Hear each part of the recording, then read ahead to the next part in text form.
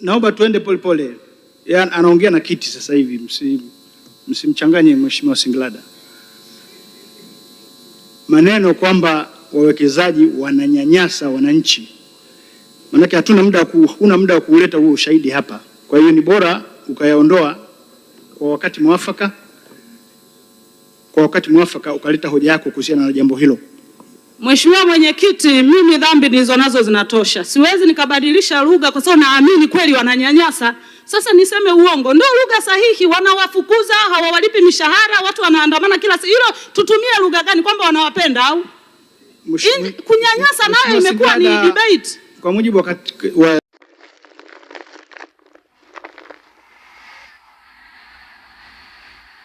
Adam Ligo, atafuatiwa na Mheshimiwa Tarimba Gulam Abbas. Mheshimiwa Mwantumu Mzamilu Zodo ajiandae. Asante sana Mheshimiwa Mwenyekiti, na mimi kupewa nafasi hii ya kuchangia jioni ya leo. Kuna sababu nyingi ambazo zinasababisha migogoro ya ardhi, lakini mimi nitajikita kwenye sababu kuu kama 3 au 4 hivi Mheshimiwa Mwenyekiti. Cha kwanza Mheshimiwa Mwenyekiti, wakati sheria inatungwa mwaka 1999, sheria ya ardhi, ikaja mwaka 2002 tukaanzisha mabaraza ya ardhi. Lengo ilikuwa ni kutenganisha kati ya kesi za kawaida na kesi ambazo zinahusika na mambo ya ardhi. Kwa wakati huo kesi zilikuwa zikichanganywa kwenye mahakama moja. Lakini cha ajabu Mheshimiwa Mwenyekiti, nataka nikupe principle fupi ya huu mfumo ulivyo, na sijui nani alidanganya kuwachocholesha kwenye mfumo. Naanza kwenye hatua ya kijiji. Mwenyekiti wa kijiji mpaka leo hii ana transfer ardhi, anauza, anasimamia ununuzi wa kuuziana ardhi na anachukua kitu kinaitwa 10% mpaka leo hii ninavyozungumza. Namba 2, mmetunga mabaraza ya ardhi ya kata. Mheshimiwa Mwenyekiti, haya mabaraza ya ardhi ya kata yanawajibika halmashauri. Ukitoka pale, huyu mwenyekiti wa baraza la ardhi anawajibika halmashauri, chini ya wale wanasheria wa halmashauri. Ukitoka pale ukienda kwenye mahakama ya ardhi ya wilaya, mwenyekiti yule au hakimu yule hawajibiki popote zaidi ya wizarani. Lakini hiyo kesi ikishatoka mahakama ya ardhi ya wilaya Mheshimiwa Mwenyekiti, ukitaka kukata rufaa unaenda mahakama kuu ya kawaida. Huu mfumo huu tangu lini usitarajie makesi au migogoro? Kila mtu anawajibika anakojua yeye. Lakini mmeenda mbele zaidi. Haya mabaraza ya ardhi ya kata hamwalipi hata posho. Na ndio maana mabaraza ya ardhi ya kata yanatenga kesi Mheshimiwa Mwenyekiti, yanawaambia parties unatakiwa uchange 1,500 na wewe 1,500, yanaenda site. Yaani mabaraza ya ardhi ya kata sasa hivi ni mahakama ndogo, tena watu wanaona bora ya mahakama. Taarifa Mheshimiwa Mwenyekiti. Taarifa Mheshimiwa Moto. Naomba nimpe taarifa Mheshimiwa Siglada, sio kweli mabaraza ya ardhi ya kata kwamba hawalipwi. Mimi nimefanya kazi Wizara ya Fedha. Nimeidhinisha malipo mengi tu yanayohusika na vikao vya mabaraza ya kata ya ardhi. Asante. Mheshimiwa Singlada, unapokea taarifa? Asante kwa taarifa. Taarifa nilizonazo wanapewaga posho 10,000. Kwa hiyo kama ni hizo unamaanisha napokea, lakini hawana mshahara, trust me. Kama mimi mwongo, fuatilia. Huenda ulikuwa unalipa wrong person. Baba yangu mdogo mwenyewe ni mjumbe kwenye baraza. Kwa hiyo nina taarifa zote. Naendelea Mheshimiwa Mwenyekiti, nimetumia dakika 1. Ukifika mahakama ya ardhi ya wilaya Mheshimiwa Mwenyekiti, unakata rufaa kwenye mahakama kuu ya kawaida. Lakini huyu mwenyekiti wa baraza la ardhi administratively anakuwa treated na wizara. Ukija kimahakama anakuwa treated na mahakama kuu. Unawezaje kusolve migogoro ya ardhi kwa staili hiyo? Wenye viti wa mitaa ambao kuna watu walipendekeza hapa ambao wanafanya kazi ngumu sana kwenye nchi hii, na wakati wa uchaguzi mmekuwa mkiwatumia sana, hawana hata posho. Mheshimiwa Mwenyekiti, atashindwaje kuhukumu kesi ya Juma na John waliopigana usiku mtu na mume wake achukue 50,000? Ndio maana leo hii mtu akigombana na mke wake asubuhi, jioni wamepatana, anawaza kienda ofisi ya kijiji, hela atakazotozwa bora wapatane tu na mke wake. Mimi nakwambia ukweli, vijiji vimekuwa vikinyanyasa watu, vikitoza mara ya mgambo, mara sijui ya mlinzi. Vijiji vimeenda mbele zaidi, vinaweka wananchi hadi lock up. Hawana posho. Walipeni posho hao wenye viti hata 100,000 kwa mwezi. Mnawatumia sana, hamwapi chochote, ndio maana wanahukumu kesi, wanategemea posho wamnyonye mwananchi. Ofisi za vijiji na kata tulitarajiwa iwe ni huduma kwa wananchi na sio iwe ni biashara kama ambavyo iko sasa hivi. Jambo jingine, Mheshimiwa Mwenyekiti, tumekuwa tukichukua maeneo ya umma kwa lengo la miradi ya serikali. Sio kosa, lakini sheria imeenda mbele zaidi. Sheria inayoitwa the Land Acquisition Act, manake sheria ya kutoa eneo. Lakini imeenda mbele zaidi, Mheshimiwa Mwenyekiti, sheria ile imeruhusu serikali kuchukua eneo la mtu yoyote wakati wowote pale ambapo lile eneo ni kwa maslahi ya umma. Lakini sheria hiyo, Mheshimiwa Mwenyekiti, imeenda mbali zaidi, subject to compensation. Huruhusiwi kuchukua eneo la mtu, uwe serikali uwe mtu binafsi, hata kama ni kwa mradi wa serikali, kama hujalipa fidia. Lakini sisi kama serikali tumegeuza kwamba kwa sababu mradi ni wa serikali na mmeenda mbele zaidi, mnadanganya wananchi kwamba ardhi ni mali ya serikali. Aliyewaambia ardhi ni mali ya serikali nani? The law is too clear. Sheria iko wazi, imesema all land is public under the trusteeship of the president.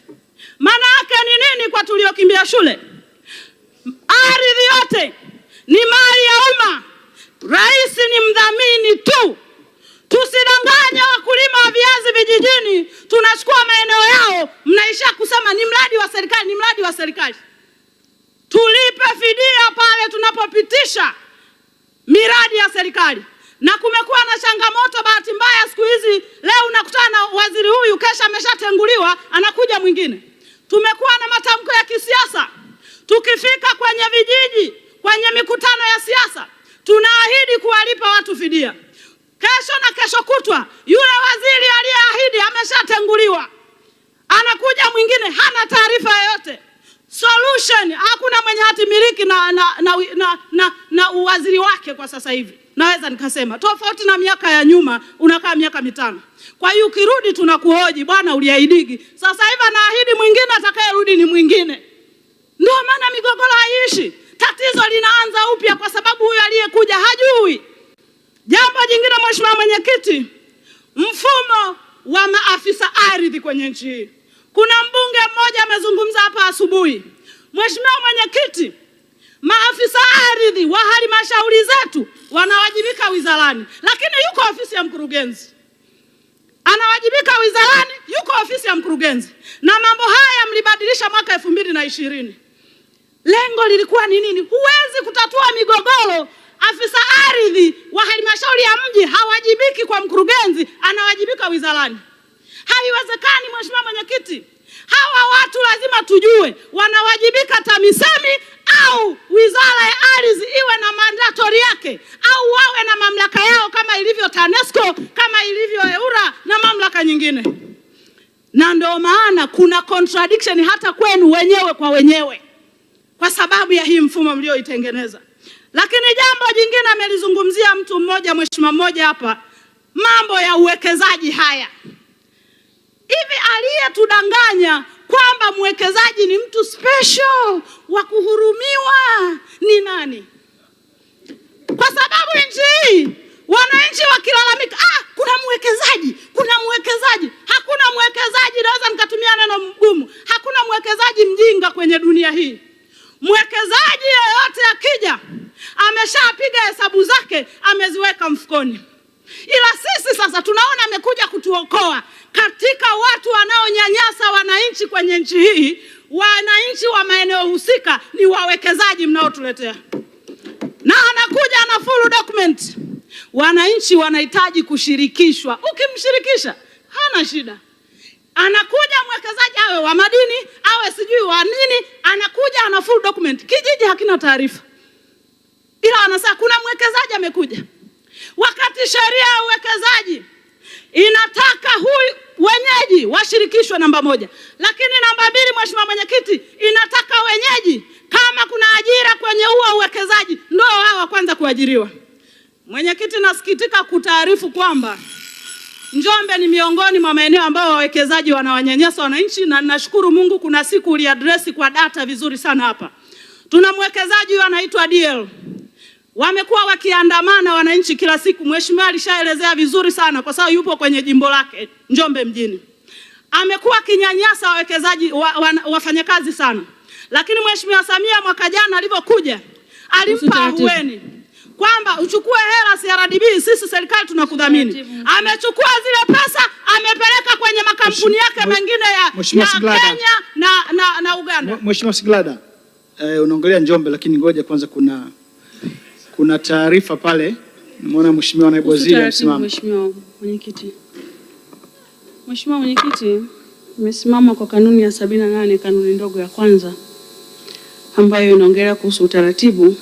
Ningependa kujua kanuni ya 74 kanuni ndogo ya kwanza inasema bila kuathiri masharti ya ibara ya 100 ya katiba yanayolinda na kuhifadhi uhuru wa mawazo na majadiliano katika bunge. Mbunge ukienda K inasema mbunge hatatumia lugha ya kuudhi inayodhalilisha watu wengine. Mheshimiwa Sigrada wakati anazungumza ametumia maneno ambayo yanadhalilisha wawekezaji. Na anasema hakuna watu wanaoongoza kwa kunyanyasa raia kama wawekezaji. Lugha hii ni ya kuudhi, ni lugha ambayo inadhalilisha wawekezaji wanaokuja kuwekeza fedha nyingi katika nchi yetu ya Tanzania, lakini kama haitoshi inaweka rehani nguvu kubwa anazotumia Mheshimiwa Rais Daktari Samia Suluhu Hassan za kuvutia wawekezaji kwenye nchi yetu. Mimi Mheshimiwa Mwenyekiti, naamini Mheshimiwa mbunge anayezungumza anavunja utaratibu wa bunge kwa kutunza staha na kulinda watu. Naomba kuwasilisha Mheshimiwa. Asante. Mheshimiwa, naomba niongeze. Tunaenda na moja kwanza. Mheshimiwa Siglada, kuna maneno kwamba. Asante Mheshimiwa Mwenyekiti, hawa ndio tunaowatafuta. Hawa ndio wako nyuma ya wawekezaji. Ndio maana wawekezaji wanakuwa na viburi sana. Hakuna lugha ya kuuzi niliyotumia. Nimeongea uhalisia, lakini pili, mimi nilishaambiwa humu sijitambui. Kwa hiyo fanya kama hayo maneno ameongea mtu asiyejitambua.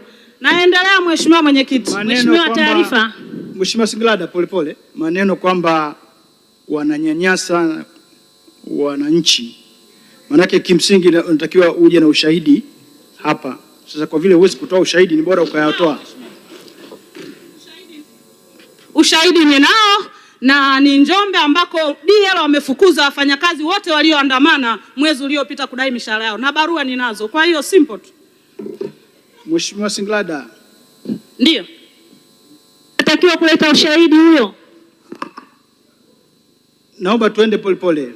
Yaani anaongea na kiti sasa hivi, msimchanganye Mheshimiwa Siglada. Maneno kwamba wawekezaji wananyanyasa wananchi. Maana huna muda wa kuleta huo ushahidi hapa. Kwa hiyo ni bora ukayaondoa kwa wakati mwafaka. Kwa wakati mwafaka ukaleta hoja yako kuhusiana na jambo hilo. Mheshimiwa Mwenyekiti, mimi dhambi nilizo nazo zinatosha. Siwezi nikabadilisha lugha kwa sababu naamini kweli wananyanyasa. Sasa niseme uongo? Ndio lugha sahihi. Wanawafukuza, hawawalipi mishahara, watu wanaandamana kila siku. Hilo tutumie lugha gani, kwamba wanawapenda au? Kunyanyasa nayo imekuwa ni debate. Kwa mujibu wa kanuni zetu hautakiwi kubishana na kiti. Utakiwi kubishana na kiti. Aidha utoe hayo maneno au usiendelee kuchangia.